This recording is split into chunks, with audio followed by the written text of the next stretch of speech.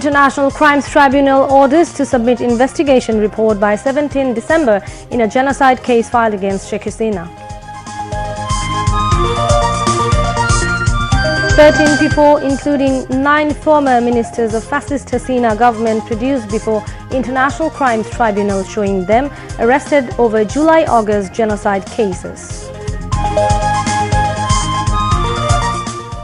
Government finalizes 5 reform commissions, including mass media, and orders to submit reports within 90 days.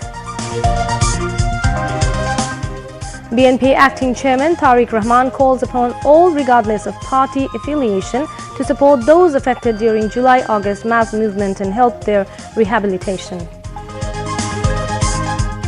The United States authorizes use of long-range missiles by Ukraine for strikes inside Russia. It's like throwing oil on fire, says Kremlin. And Australia whitewashed Pakistan, beating the visitor by 7 wickets in the third and final T20 in Hobart. Assalamu alaikum. I'm Tuliko Molika Das, welcoming you all to News at 10. You have just heard the highlights. Let's move on to the details. The International Crimes Tribunal has issued order to end investigations against former Prime Minister Sheikh Hasina and other accused of the cases of July-August mass killings by 1 month. The 3-member tribunal, led by its chairman Muhammad Gholam Murtaza Majumdar, passed the order today. Chief Prosecutor of the tribunal, Muhammad Tajul Islam, said efforts are underway to bring back Sheikh Hasina from India. 13 accused of the cases were produced before the tribunal today. The court sent them to jail. They are former Law Minister Anisul Haq, Civil Aviation and Tourism Minister Farooq Khan, Workers' Party President Rashid Khan Menon, Jatiyo Samajtantrik Dol President Hasanul Haq Inu, former State Minister for Post, Telecommunication and Information Technology Junaid Ahmed Polok, former Prime Minister's Power, Energy and Mineral Resources Advisor Tawfiq Ilahi Chaudhry, Ex-Minister Dipu Moni, Sheikh Hasina's former advisor Salman F. Rahman, former State Minister Kamal Ahmed Majumdar, former Minister Ghulam Dastagir Ghazi, former Justice Shamsuddin Chaudhry Manik, former Home Secretary Jahangir Alam. Former Agricultural Minister Abdul Razak was supposed to be produced with the above ones, but he could not be produced due to his illness. Former Serbian President Boris Tadic paid a courtesy call on Chief Advisor Professor Muhammad Yunus at his office in Dhaka today. The former Serbian President lauded Professor Yunus's leadership and the mass uprising of July and August. The Serbian leader expressed keenness to provide necessary support to Bangladesh. During the meeting, both leaders discussed geopolitical issues, challenges the interim government has been facing, and the history of Serbia. Boris Tadic is in Dhaka to join the Bay of Bengal conference hosted by the Center for Governance Studies. The non-resident ambassador of Austria, Katharina Wiese, said Austrian companies are keen to invest in Bangladesh as the Western European nation seeks to cement economic ties with Bangladesh. Katharina Wiese, who is based in New Delhi but serves as the envoy to Bangladesh, made the comments when she called on Chief Advisor Professor Muhammad Yunus at his office at Tejgaon in Dhaka today. The Chief Advisor said the country would decide on vote date once reforms are implemented and the voter list is prepared. During the meeting, they discussed Bangladesh's counter-terrorism measures, cross-border issues, human trafficking, legal migration, climate change reforms in Bangladesh police, and the country's law and order situation. The Chief Advisor said Austria should take more Bangladeshis through the legal channels. It will cut human trafficking from Bangladesh, he added. Press Secretary of Chief Advisor Professor Muhammad Yunus, Shafiqul Alam, presented the major achievements of the interim government in 100 days. He highlighted the key achievements of the Professor Muhammad Yunus-led interim government on completion of 100 days through his verified Facebook page. The Press Secretary wrote, the interim government, the political parties and Bangladeshi society worked together to restore order in the first few weeks of August when police was largely missing in action. Monthly crime figures show the law and order situation has stabilized.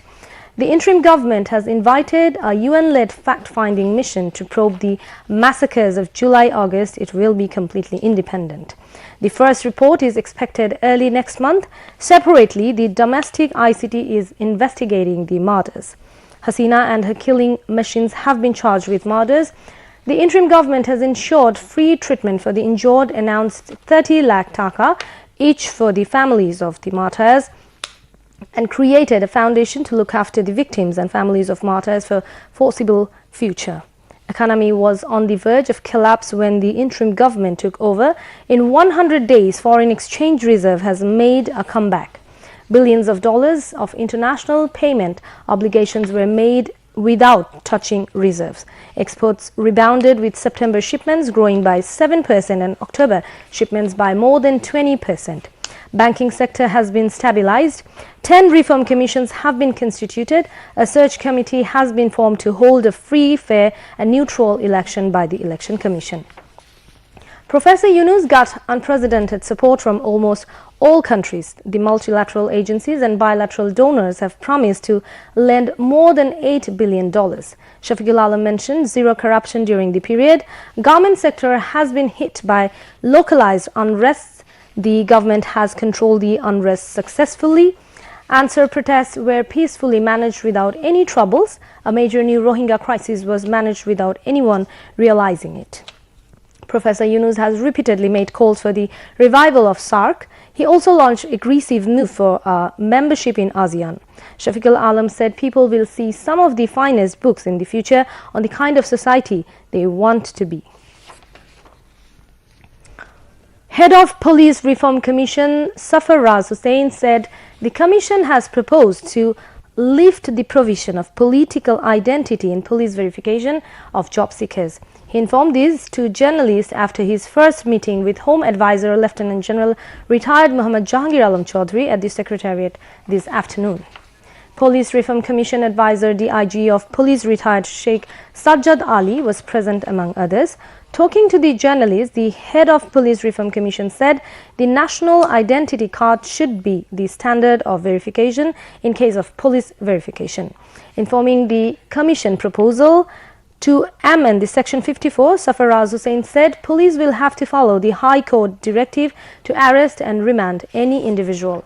Besides, the head of Police Reform Commission said the Commission will also propose to bring all incidents of violation of human rights like enforced disappearance and extrajudicial killings by police to bring under accountability soon.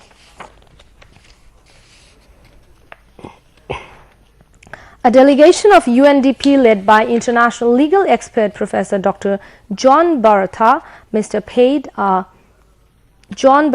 paid a courtesy call on Posts and Telecommunications Advisor Muhammad Nahid Islam at the Secretariat today, mentioning that more than 127 children were martyred in July Uprising. The advisor sought cooperation from UNESCO and UNDP for treatment and rehabilitation of thousands of children who were injured in the uprising. The advisor mentioned that the interim government has formed a media reform commission and steps will be taken to reform all public and private media based on the report of the Reform Commission. International legal expert Professor Dr. John Baratta Mir said the decision to repeal the Cyber Security Act is a good example. He expressed interest in assisting the process of media reform. Information and Broadcasting Secretary Mahbooba Farzana, UNESCO Communication and Information Division Head Noor Jannat Proma, ICT Policy Advisor Faiz Ahmed Tayyub, Professor of Dhaka University Mass Communication and Journalism Department Dr. Shamim Reza, among others were present. Visiting Assistant Secretary General of the Commonwealth Professor Louis Francesi said a courtesy call on Post Telecommunications and Information Technology Advisor Nahid Islam today.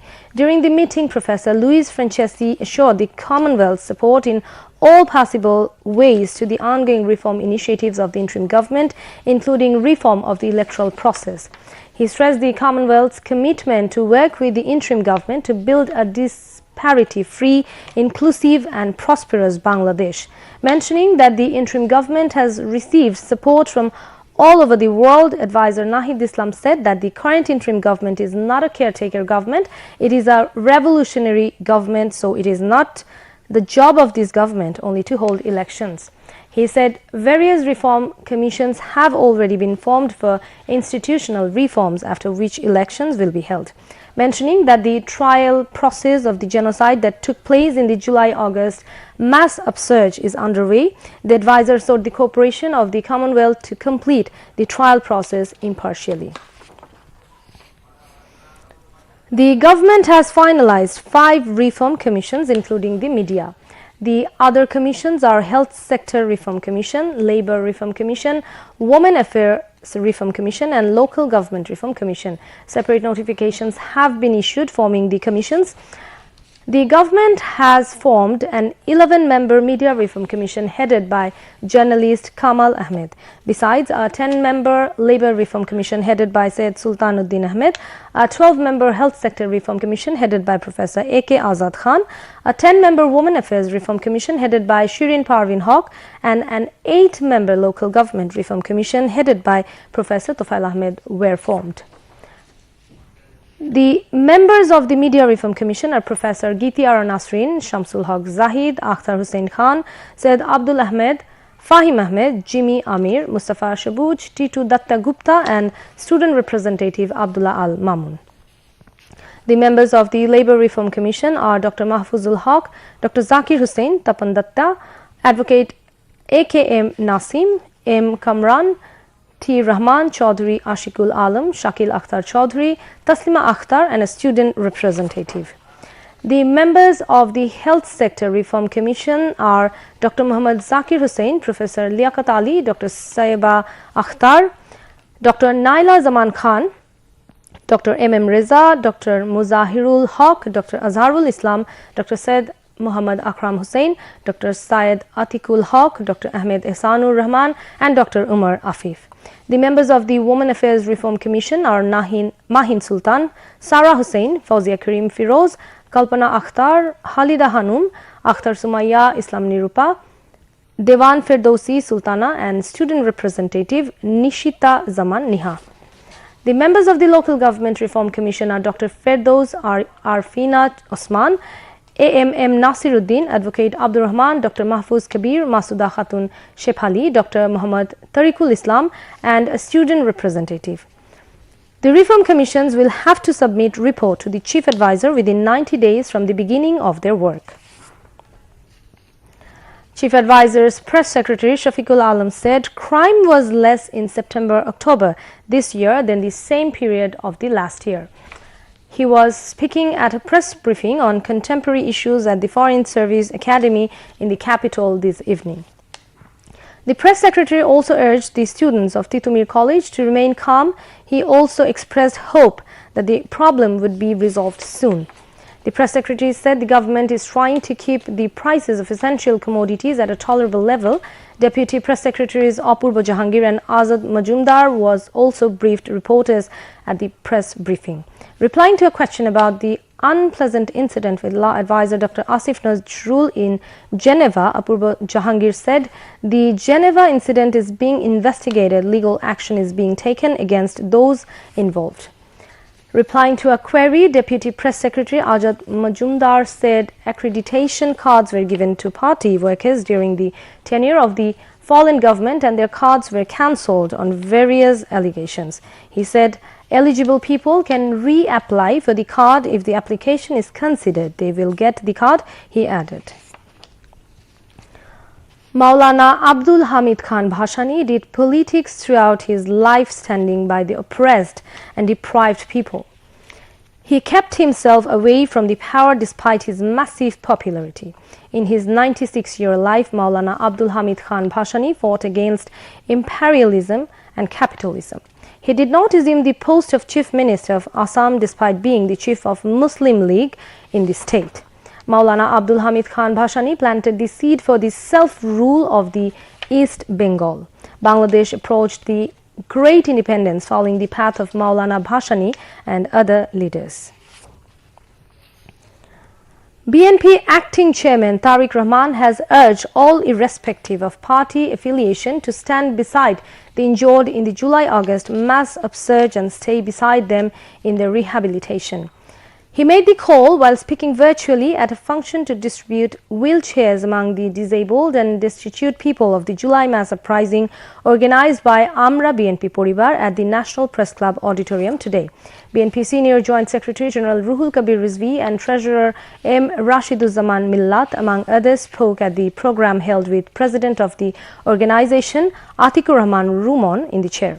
Tariq Rahman said the people killed and injured in the mass uprising of 24 should not be forgotten. Their sacrifice expedited the fall of the fascist Hasina government. BNP Secretary General Mirza Fakhrul Islam Alamgir held a meeting with the European Union delegation led by EU Ambassador Michael Miller in Dhaka today. BNP Standing Committee member and member of BNP Chairperson's International Advisory Committee, Amir Khusru Mahmood Chaudhry, Organizing Secretary and member of International Affairs Committee, Shama Ubaid, and BNP International Affairs Secretary, Barrister Nasruddin Oshim were present. Mohammad Kajol Mia, critically injured during the July-August mass uprising, has been sent to Thailand for advanced treatment under the initiative of the interim government. He has been flown to Thailand via air ambulance last night. Kajol Mia is a student of 44th batch of English Department of Jahangirnagar University. On July 4th, Kajol suffered severe head injuries after being shot by police in the capital's Jatrabari area. He was admitted to National Institute of Neurosciences and Hospital in Dhaka, where he was undergone treatment for the past 3 months. Physicians said that Kajol's entire body is now paralyzed as a result of the bullet wound in his head. It will take a long time for him to recover. Another injured, Murad, who was shot in the head, is in the same condition like Kajol. He is also undergoing treatment in the ICU of National Institute of Neurosciences and Hospital. Murad's relatives claim to get all kinds of treatment free of cost. However, Murad now requires robotic therapy, which is not feasible in Bangladesh. The government has started the process to send him abroad for advanced treatment. A total of 540 patients were treated at National Institute of Neurosciences and Hospital after being shot and seriously injured in the mass uprising among them. 149 patients were admitted and 33 patients succumbed to their injuries. Now, moving on to the international news.